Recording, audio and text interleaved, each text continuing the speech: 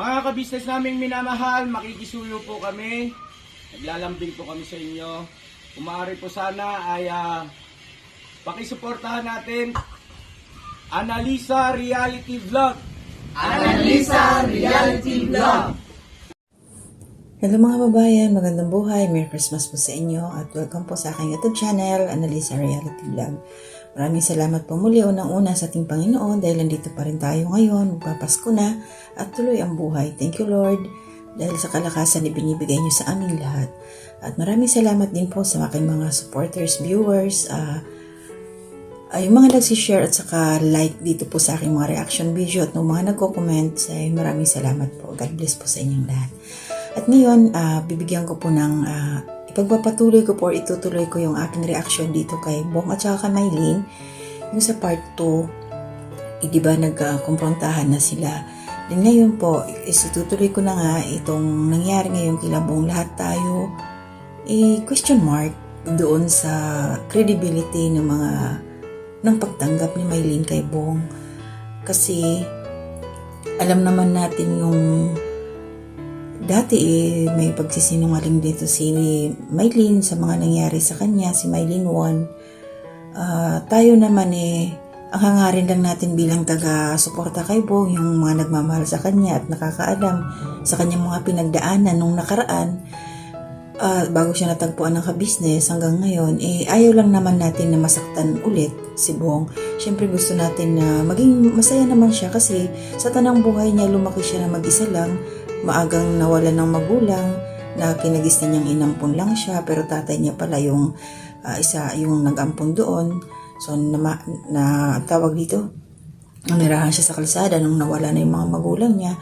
So syempre ngayon sa pagkakataon na to na nasa poder na siya nila Mr. and Mrs. Kabisnes, na natagpuan siya, natulungan na bago yung buhay, syempre hangarin din ni Bong na magkaroon siya ng sarili niyang pamilya.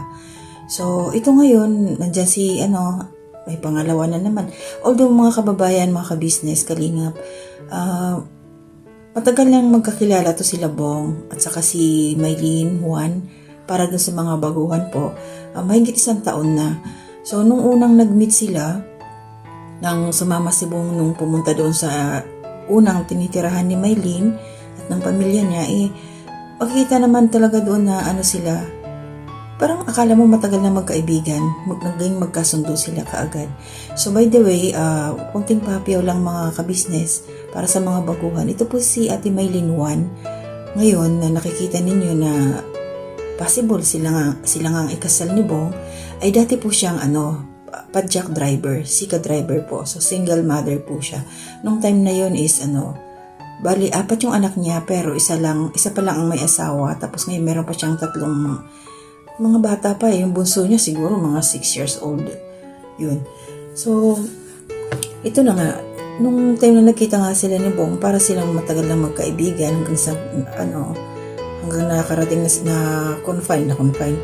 Nadala si Bong sa rehab. So, parang okay pa rin sila. Pero sa labas, ito si Ate Mylene, may may kinasama nga siya.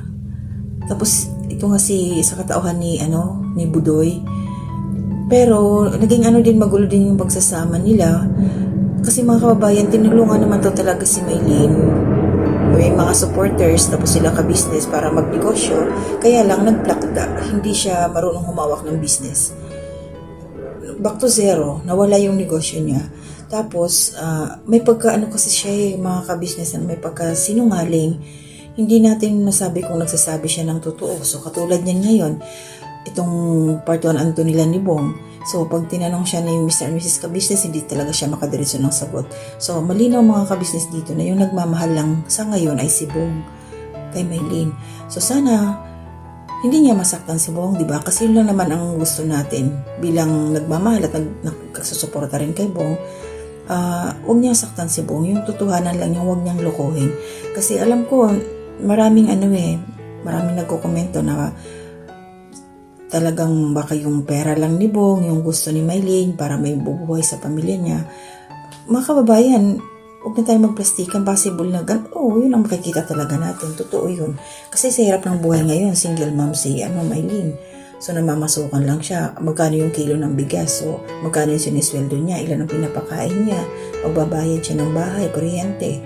O diba? So, para sa isang single mother na ganun, mapipilitan siya talaga na tanggapin na lang si Bong. Kasi, di ba, hindi pa naman siya sigurado, sabi nga niya, magkaibigan na muna sila. Pero bakit kaya bigla siyang pumayag, no, na, ayun, nag-process na nga sila ng mga requirements para sa kasal. Di ba? O, so, lahat tayo, hindi natin masisisi tayo mga sarili natin na nanonood sa kanila na magduda. May duda tayo sa, kay Maylene tungkol sa pagtanggap niya kay Bong. Nakaduda-duda ito. Pero syempre, sana nga, anuhin na lang ni Maylene ba, yung wag niya, panindigan niyang mali talaga tayo sa ating, sa kanya, pag-iisip. Na sana, hindi nga niya talaga sasaktan o gagamitin lang si Bong. Kasi, mahirap mag-isip ng ganon. Pero hindi natin maiwasan dahil sa mga nangyayari sa kanila noon na niloko niya si Bong. Tapos, yung niloko as in na parang mas pinili niya si Budoy kaysa kay Bong, diba? Tapos ngayon tatanggapin niya na si Bong. So mahal kasi yung bigas Syempre, saan nga naman mapupunta yung sweldo ni Bong? O nalinawan siguro siya mga ka-business doon, pinaliwanag ni Mr. Ka-business yung meron na sariling bahay si Bong, may kuryente na, may tubig, may pera, malaki ang ipon. Tapos pag ikinasal, big time, may pangkabuhayan, o diba? So siguro sabi, baka inisip nila ni Maylene, sige na lang kasi wala naman mapupuntahan yung ni Bong, diba? Pero para kay Bong, masaya naman siya doon kasi noong palang, naalala ko noon mga ka-business yung nandun sila bumisita si Maylene, kasama nila ka-business sa rehab. Ito si Bong, makikita mo talaga na concern siya doon sa mga anak ni Maylene Juan kasi kinumusta niya yung mga bata. So, parang nag-aalala siya. So, okay naman daw. So, masasabi ko parang mahal ni Bong yung mga anak ni Maylene. So, wala tayong magagawa doon. Diba? So, siya talaga ang mahal ni Maylene. Mahal ni Bong. Si Bong ang nagmamahal kay Maylene. Ano ba? Nalilito ako. So, siguro sana pagdating ng panahon, matutunan din mahalin ni Maylene si Bong. Kasi nga sa ngayon, diba sabi niya doon sa part 2, part 1, part 2 na hindi pa siya sigurado sa nararamdaman niya kay Bong. Pero tinanggap niya yung kasal, magpa-process na sila ng papers. Sana habang nagsasama sila, kung sakaling maganap mo yung kasalan, ay talagang tutuhanin niyang mahalin si Bong habang sila na. So wala tayong magagawa kasi siya ngayong gusto ni Bong na makasama. So tadhana nga talaga. Guhit ng tadhana, God's will, na sila nga talaga ang magsasama at sana sa habang buhay na nga ito. Okay na rin yun para maranasan ni Bong. Subukan muna niya na okay lang, kailangan talaga makasal kasi mahirap naman yung nagsasama ng walang basbas, Kristiyano tayo diba? Yun, pag-pray na lang natin sila once na nakasal na hindi naman magka-problema kasi base ko sa mga napanood ko dati yung mga video nila ka-business about kay Maylene, mukhang pasaway ito si Maylene umiinom tapos gagawa ng kwento kasi nungalingan. Sana hindi masira si Bong nang dahil kay Maylene once nagsama na sila.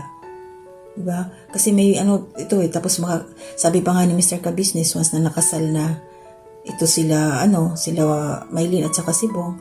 So pwedeng magtrabaho si Maylene doon sa kanila, member sa Ka-business family. So doon din si Bong, so binanggit niya yung magiging sweldo si Bong ay 20,000, si Maylene 10,000. So, meron silang 30,000. So, sana lang pag nandoon man to si Maylene kasi mahilig siya magsinungaling Yung hindi siya maging panira sa ka-business family, di ba? Yun lang. Yung maging positive vibe siya. Yung hindi siya yung pagbumulan o magiging ugat ng kasinungalingan, mga kwento-kwento. Kasi ito sinasabi ko lang real talk lang ako mga ka-business kasi may pagkasinungaling talaga to si Ate Maylene Juan. Hindi mo alam kung yung nagpapaawa, yung mga katotohanan, kung totoo ba yung sinasabi niya. Kasi pag halimbawa, tinanong naman yung sa other side, meron namang ibang lumalabas. So sana si Ate Maylene, magpakatotoo ka talaga ngayon kay Bong. Oo, sinabi mo, hindi ka pa sigurado, friend muna kayo, pero tinanggap mo na yung kasal. Sana nga, maging tapat ka once na nandyan na nagsasama na kayo. Yung baka mamaya sabi nga din sa mga comment namamangka ka sa dalawang ilog. Baka mamaya syempre mahal mo pa rin si Budoy, tapos nandiyan na si Bong, kasal na kayo, may kalokohan ka pa rin, may kalokohan kang gagawin, huwag naman sana. Diba? So syempre, kami masasaktan din para kay Bong. Kasi gusto namin, ang hangad namin, maging maligaya yung tao. Kasi nga sa mga naging karanasan niya noon na siya lang mag-isa. So maganda yan kasi meron na siyang pamilya na biglang meron na siyang anak, instant. So okay yan, basta lang, masaya kami para kay Bong. Kasi Bong, yun ang gusto mo, si Maylene. Sana magkasundo kayo sa lahat ng bagay. At sana, Ate Maylene 1, gaya ng sinabi ko, tratuhin mo si Bong ng maayos.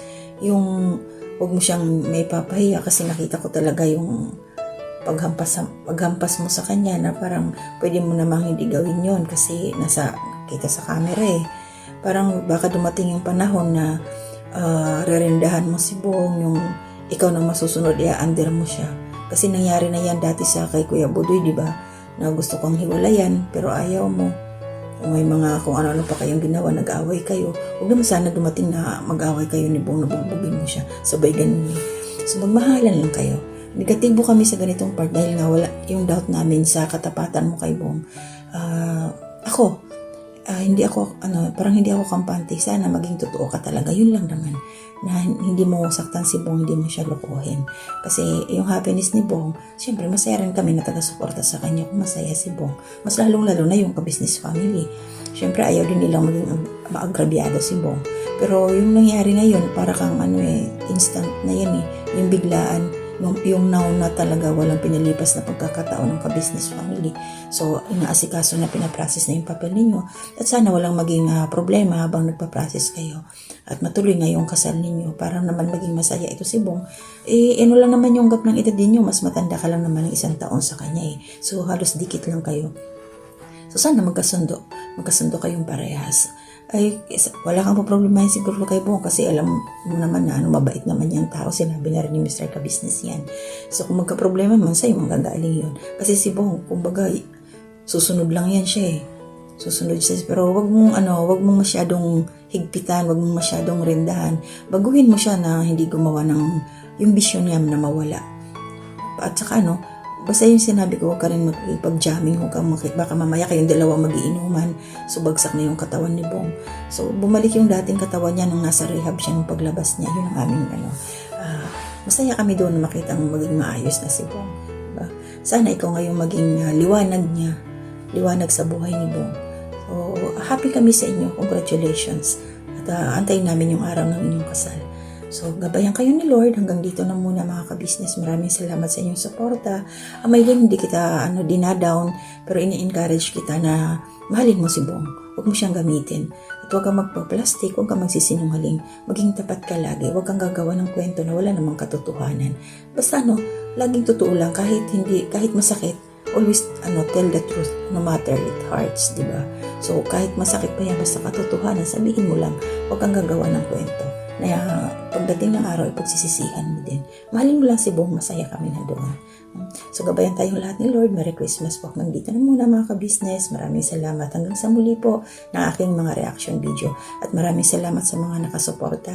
At patuloy po nating suportahan ang Ka-Business Official, Ka-Business Family, Papa Dins TV, Thinking Buddy na editor po ng Ka-Business Official, at siyang Russell na rin po, as well as yung aking mga kasamahan ng mga reactors dito sa Ka-Business Official. At isingit nyo na rin po ang aking pinsan, Walls Tradition, at saka yung sa Mr. niya na Above Average po ang kanilang YouTube channel.